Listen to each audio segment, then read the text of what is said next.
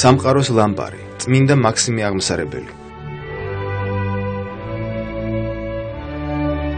რა განაპირობებდა მეუფეო? საკმაოდ დიდი ხნის მანძილზე სამეცნიერო წრეებში აზრთა სხვადასხვაობას წმინდა მაქსიმე აღმსარებლის გარდაცვალების ადგილის შესახებ. ხიმარისის შესახებ არის ზოგადი აღწერილობა ამ ადგილის იმ პირველ წყაროებში, რომელზეც საუბრობთ. 14 საუკუნის შემდეგ აღმოჩენილი წმინდა მაქსიმე აღმსარებლისა და მისი ორი მოწაფის განსასვენებელი. ეს ამბავი გავიდა საქართველოს ფარგლებს გარეთ.